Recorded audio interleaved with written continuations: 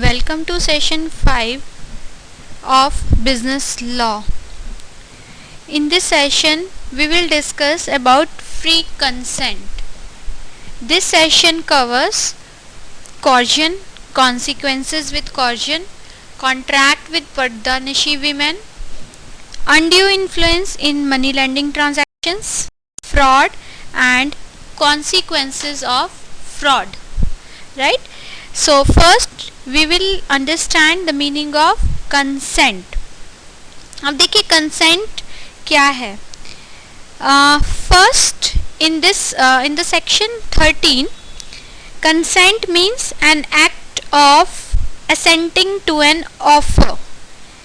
Means जब when two or more person they are agree upon the same thing in the same sense, एक ही चीज़ के ऊपर agreement हो रहा है दो या दो से ज़्यादा पर्सन्स का और एक ही सेंस में वो अंडरस्टैंड कर रहे हैं कॉन्ट्रैक्ट की कंडीशंस को, तो उसे हम बोलेंगे consent. Right.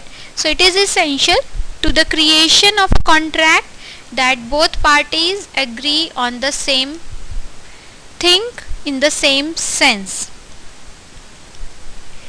For example we can say कि if X wants to sell his car to person Y for rupees 1,50,000 and Y gave his acceptance or gave his consent and he is ready to buy at 1,50,000. that means कि उसने अपनी consent दे दी, दोनों ही parties एक ही चीज़ पे agree कर रही हैं. तो इस यहाँ पर क्या है कि पर्सन बी ने अपनी कंसेंट दी सेल को कार को परचेज करने की. Right. This is the example for you. A agrees to sell his Fiat car in 1983 model for 80,000 and B agrees to buy the same. Right.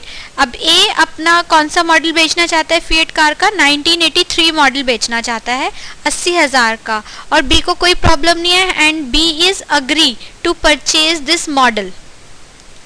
So it is called a valid contract between A and B because both the parties they are having same consent on the same subject matter. Right. तो ये हम consent का example I think it is clear to you. Now what is free consent? अब देखिए free consent क्या है. Free consent हम तब बोलेंगे जब उसके अंदर बेसिकली फ्री कंसेंट एक ऐसा एलिमेंट है जो वैलिड कॉन्ट्रैक्ट को कंप्लीट करता है. Right. So it is one of the essential element of a valid contract as it is evidenced by section 10 which provides that all the agreements are contracts if they are made by free consent of parties. So as per section 14 consent is said to be free when it is not caused by. Consent को हम तभी free बोलेंगे, free consent वो तभी होगी जब उसमें कुछ जो एलिमेंट्स दिए गए हैं ये एलिमेंट्स नहीं होंगे.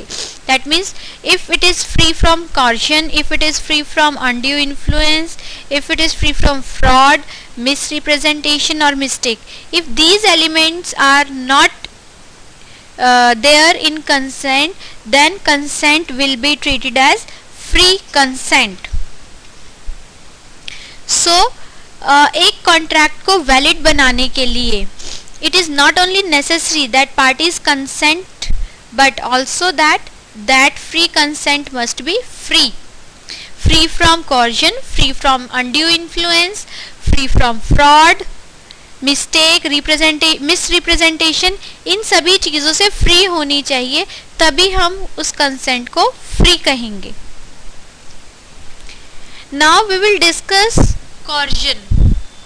coercion क्या है? coercion simply means compelling a person to enter into a contract under the pressure or certain threat.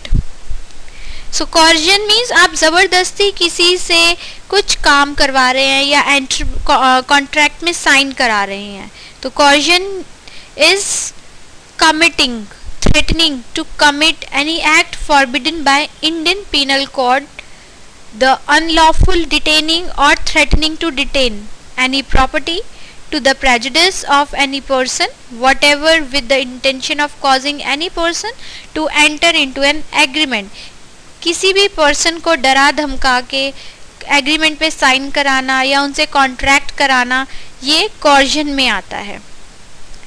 जैसे अगर हम बात करें, फॉर एग्जांपल हम ले सकते हैं कि x beats y and he compels him to sell his car for 50,000 और y मान जाता है, वो अपनी कंसेंट दे देता है. लेकिन ये कंसेंट क्या फ्री कंसेंट होगी? No, it will be treated as consent under coercion, right? So there is an example for you. A threatens to kill B if he does not transfer his house in A's favor for a very low price. यहाँ पर A धमकी दे रहा है B को कि I'll kill you, अगर तुम मुझे मेरे नाम पे हाउस कम प्राइस पे ट्रांसफ़र नहीं करते तो मैं तुम्हें मार दूंगा. तो यहाँ पर क्या होगा? It is a voidable agreement. It depends on be कि वो ट्रांसफ़र करता है प्रॉपर्टी या नहीं करता. So the agreement is voidable for being the result of the coercion, but still यहाँ पे जो कंसेंट होगी वो अंडर कोर्जन ट्रीट की जाएगी. Similarly an agent refused to hand over the books of accounts of principal unless principal released him from all the liabilities concerning past transactions. तो इसमें भी coercion element present है. तो ये जो भी consent दी जा रही है वो under coercion दी जा रही है. अब देखते हैं consequences क्या होंगे coercion के. What are the consequences of coercion? अगर कोई भी consent for an agreement coercion के अंडर ली जा रही है तो एग्रीमेंट क्या होगा? It is a contract voidable at the option of the party whose consent was so obtained. जिस किसी की भी कंसेंट ली जा रही है फॉर द कॉन्ट्रैक्ट, तो वो जो कॉन्ट्रैक्ट होगा वो voidable टाइप का होगा. That means it will be eight the option of the party जिसकी कंसेंट ली जा रही है, वो कॉन्ट्रैक्ट आगे करना चाहता है या नहीं करना चाहता. दैट मीन्स कि aggrieved party can have the contract set aside और if he so desire to insist on its performance by other party. Right, now we will discuss about undue influence. अब देखिए अनड्यू इन्फ्लुएंस क्या है. Undue influence means dominating type, dominating the will of other person. हम जब किसी भी दूसरे person की विल को डोमिनेट करते हैं जिससे कि हम अनफेयर एडवांटेज ले सकें, that is undue influence. So we can say the term undue influence means dominating the will of other person to obtain an unfair advantage over the other. Undue influence, it consists in the improper exercise of a power over the mind of one of the contracting parties by the other. Right? So undue influence से जो contract होगा वो भी हमारा voidable की category में आता है. So a contract is said to be induced by undue influence where the relations subsisting between the parties are such that one of them is in a position to dominate the will of other. Means दोनों parties में से एक party ऐसी position पे है, उन दोनों के इस टाइप के रिलेशनशिप्स हैं कि एक पार्टी दूसरी पार्टी के विल को डोमिनेट कर सकती है. सो in section 16 it is defined that a contract is said to be induced by undue influence where the relations subsisting between the parties are such that one of the parties is in a position to dominate the will of other.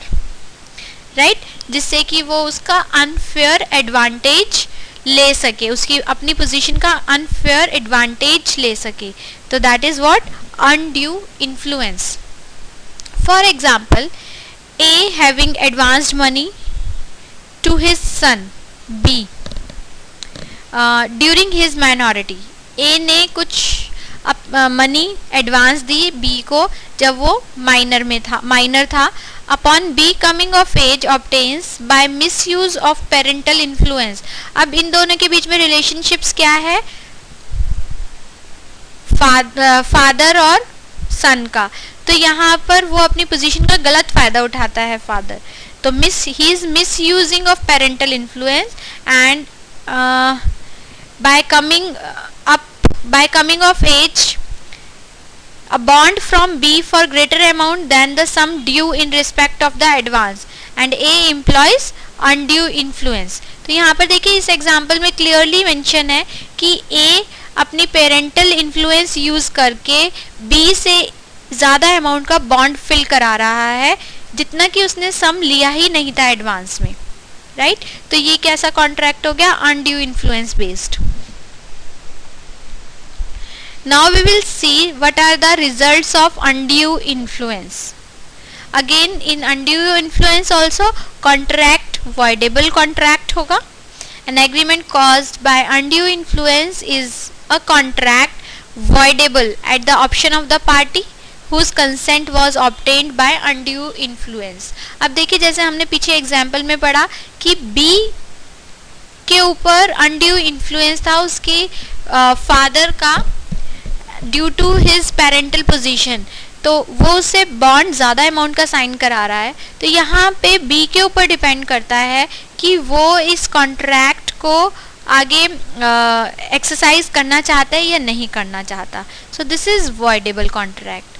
Second is, however, any such contract may be set aside either absolutely or if the party who has entitled to avoid it has received any benefit thereunder upon such terms and conditions as the court deems fit.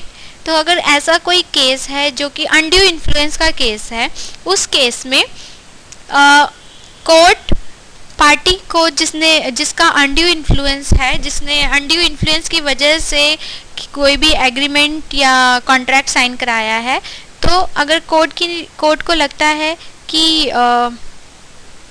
उसके ऊपर penalty लगाई जानी चाहिए या दूसरी party को जो कि अनड्यू इन्फ्लुएंस में आके साइन कर रही है उसको बेनिफिट दिया जाना चाहिए, तो कोर्ट ये भी कर सकती है. Next is the burden of proof. A burden of proof is if a party is proved to be in a position to dominate the will of another and the transaction appears on the face of it or on the evidence adduced to be unconscionable, the burden of proving that contract was not induced by undue influence lies on the party who was in a position to dominate the will of other. That means कि अगर contract if when a contract is avoid किया जाता है on the ground of undue influence, तो जो liabilities होगी dominant party की और वीकर पार्टी की, they can to prove are as under, like अगर वीकर पार्टी है उसको प्रूव करना होगा कि दूसरी पार्टी ने उसकी विल को डोमिनेट किया है, right. Other party actually used his influence to obtain an unfair advantage. ये सब उसको प्रूव करना होगा. That is burden of proof कि जो भी हमारी वीकर पार्टी है उसके ऊपर इन्फ्लुएंस है दूसरी पार्टी का और उसकी इन्फ्लुएंस में आकर ही उसने कॉन्ट्रैक्ट में साइन किया है. So that transaction will be unconscionable or unreasonable. This must be proved by the weaker party for the dominant party, तभी dominant party की liabilities arise होगी.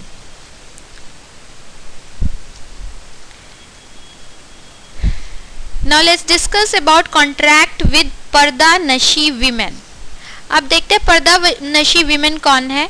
पर्दा नशी women is one who according to the custom of her community observes complete seclusion. seclusion means यहाँ पर होगा कि जो कि इस टाइप की विमेन जो अपने फैमिली मेंबर्स के अलावा किसी से कोई कांटेक्ट नहीं रखती. So we can say that a woman who observes complete seclusion, that is who does not come in contact with people other than her family members, that is this type of women are known as pardanashi women. So in this, the court in India regards such women as being especially open to undue influence. When therefore an illiterate pardanashi woman is alleged to have dealt with her properties and to have executed a deed, the burden of proving that there was no undue influence lies on the party. So contract with a pardanashi woman is presumed to have been induced by this undue influence, right? तो कोई भी party अगर पर्दानशी women के साथ contract करती है तो उसको full disclose, there must be full disclosure of all the facts to her, plus she must understood the contract and implications of the contract, and she must be in receipt of competent independent advice before entering into the contract. So undue influence in money lending transactions. The mere fact of the rate of interest being high is not evidence of undue influence. सिर्फ interest rate high charge किया जा रहा है यही एक evidence proof नहीं है undue influence का. A who is in urgent need of money borrows from a lender who charges him very high rate of interest. The transaction on face of it is not one induced by undue influence. जैसा कि example में बताया गया कि undue influence in money lending transactions, ज़रूरी नहीं है कि सभी ट्रांजैक्शंस अनड्यू इन्फ्लुएंस की कैटेगरी में होंगी, क्योंकि rate of interest charge high charge करना it is not the proof of undue influence. For example कि पर्सन ए है, उसको बहुत ज़्यादा ज़रूरत है मनी की और वो लेंडर से हाई रेट ऑफ इंटरेस्ट पे मनी बोरो कर रहा है, तो दिस डजंट मीन कि वो अंडर प्रेशर में आकर के लेंडर से मनी बोरो कर रहा है हाई रेट ऑफ इंटरेस्ट पे. So this transaction will not be considered as the transaction of undue influence. Now we'll discuss about fraud. Fraud in literal sense we can say false representation of the fact that made willfully with a view to deceive the other party. अब जब हम किसी दूसरी party को cheat करते हैं या जो हमारा रियल फैक्ट है उसको फॉल्सली रिप्रेजेंट करते हैं, that is called fraud. So fraud means or it includes any of the following act committed by a party to a contract with intent to deceive another party. means हम कोई ऐसी चीज़ छिपा रहे हैं जो कि इम्पॉर्टेंट है उस पार्टी के लिए, लेकिन वो हम डिसीव करें, छिपा रहे हैं, तो दिस इज व्हाट फ्रॉड. और to induce him to enter into the contract. Now will discuss the elements और consequences. Basically consequences of fraud. Fraud के इफेक्ट्स क्या होंगे, इसके रिजल्ट्स क्या होंगे. First, the party defrauded has the following remedies. He can avoid the performance of the contract. He can avoid, right? He can insist the contract shall be performed and that he shall be put in the position in which he would have been if the presentation made had been true, or he can sue for the damages.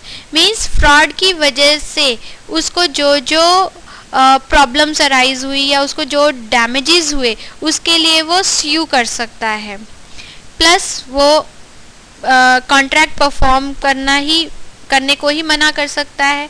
ये सब results होंगे fraud के. So this is the end of the session. At the end of session you have to answer two questions. What is fraud? What are the consequences of fraud? And second question is what is consent and how consent is called as free consent. Thank you very much.